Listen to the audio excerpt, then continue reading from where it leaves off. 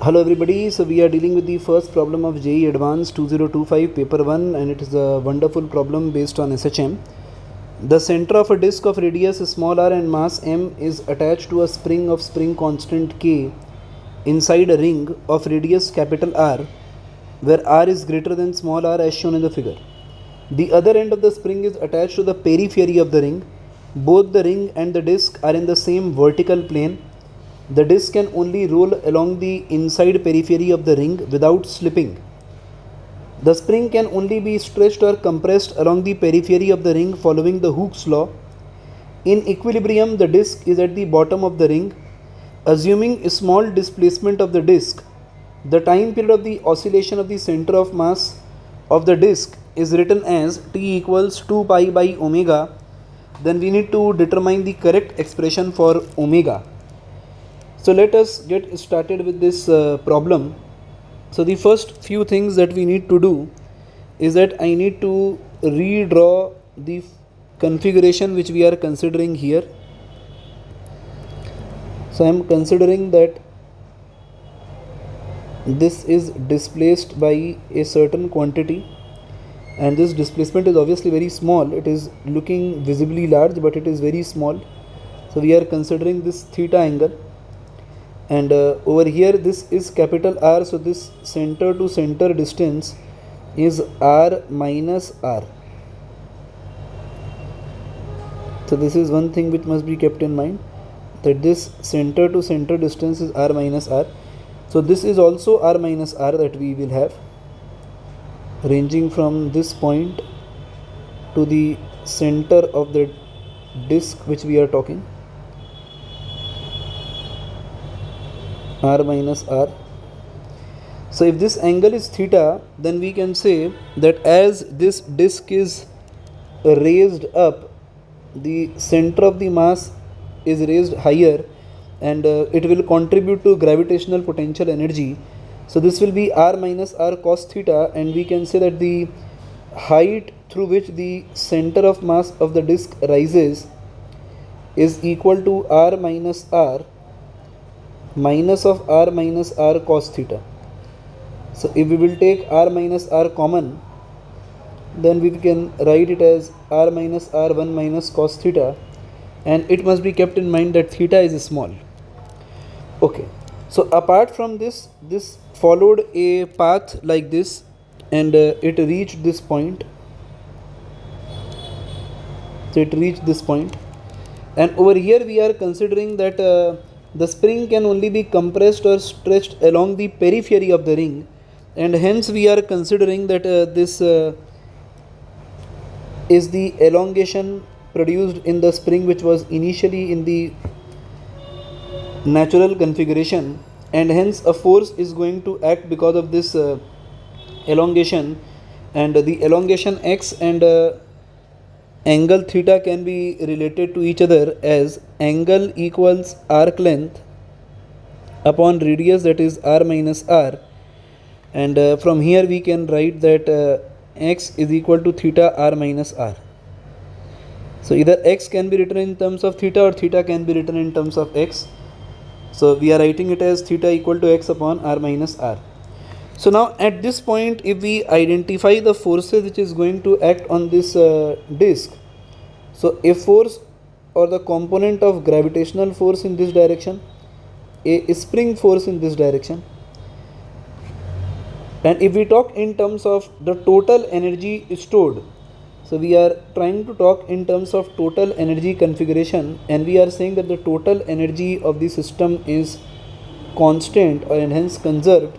And if we calculate the rate of change of total energy with time, then this value should definitely become 0, because total energy is constant throughout the course of SHM. So now we will be intending to write the total energy expression from here onwards.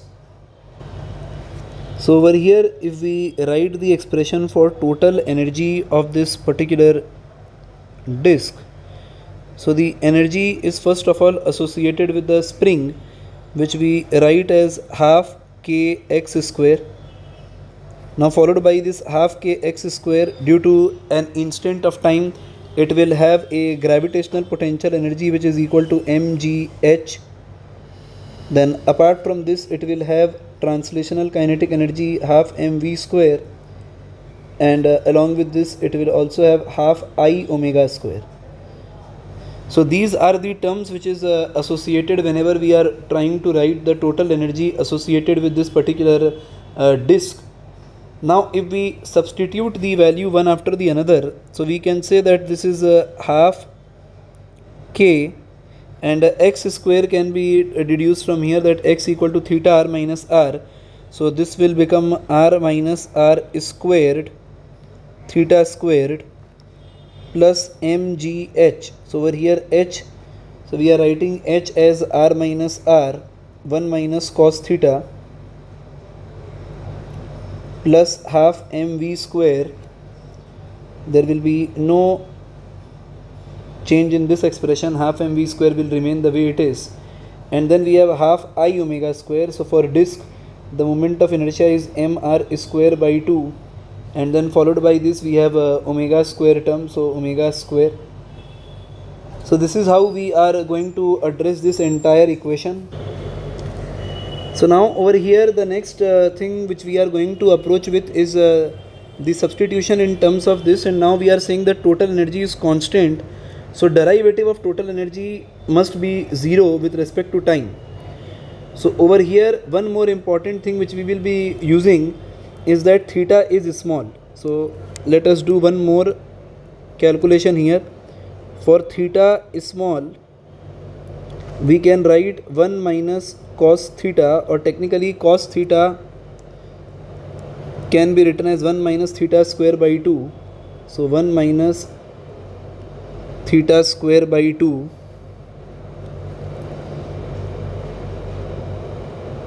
and hence this expression is going to look like theta square by 2.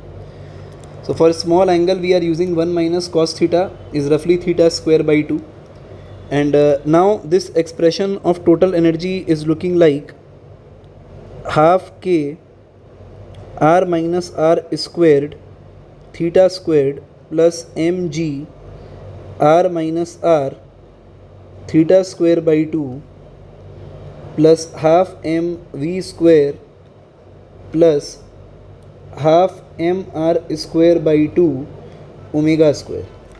Now if we differentiate this term with respect to time, so this is total energy expression, and we are writing derivative of total energy with respect to time, and then we are equating it to 0. So if we equate it to 0, so let us first differentiate half k r minus r square 2 theta, then we will have d theta by dt term which we write as omega, plus mg by 2 r minus r 2 theta, again d theta by dt which we will write as omega. Then we have half m 2v dv by dt plus mr square by 4 2 omega d omega by dt, and this entire term is equated to 0. So we are having a term like this. So we have deduced this term in this possible way. So now the next approach which we need for this problem is the value of omega or theta d omega by dt. So these are the terms which we are looking for. So the expression which we write over here is that omega, which can also be said to be d theta by dt. So d theta by dt or omega can be written as v upon r minus r. So as r minus r is the effective radius, so we are writing it as v upon r minus r. And if we calculate d square theta by dt square, which can also be said to be d omega by dt, so this d omega by dt term can be written as 1 by r minus r, and we will have dv by dt. So dv by dt can be written as acceleration, so we are writing it as 1 by r minus r times acceleration e. So now the next thing which we are going to do is solve it by substituting these values inside this expression. So again we write 0 equals half k r minus r squared 2 theta, and omega, which is d theta by dt, can be written as v by r minus r, plus mg by 2 r minus r 2 theta, and omega we are again writing it as v by r minus r.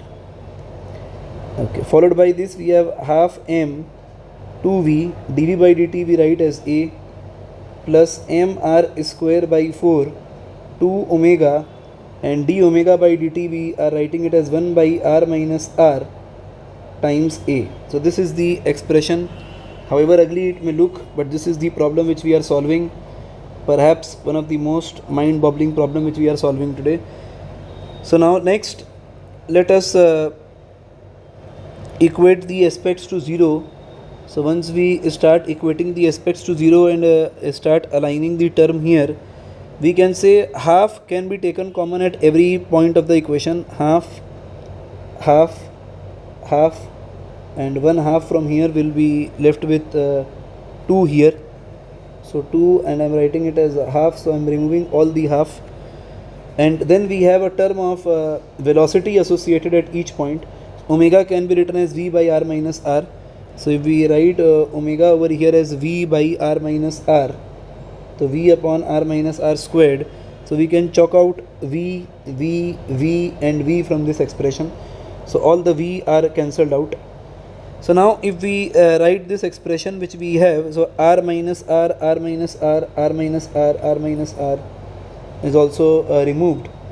So we have an expression which is looking like 2k r minus r theta plus 2 theta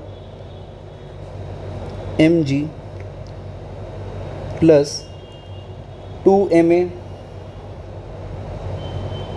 plus, over here we can remove 2 from numerator and denominator, and we have mar square by r minus r squared, and this equation is equated to 0.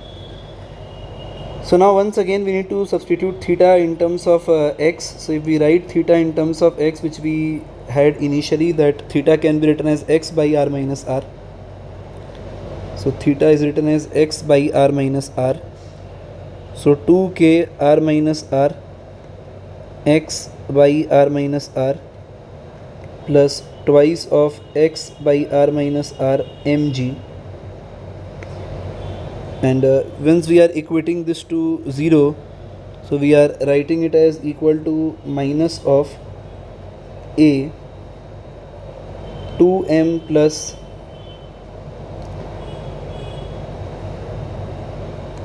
a taken out m r square by r minus r squared. So this is the expression which we are going to obtain, and over here then we obtain a equals that we can write it as minus of 2 by 3 k by m plus g by r minus r.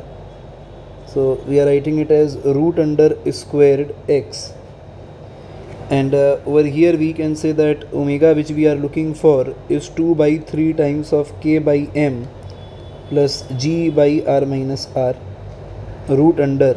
So this is the answer which we are looking for, and it matches with the first option over here. So it is matching with the first option. So for this wonderful problem, option A is correct.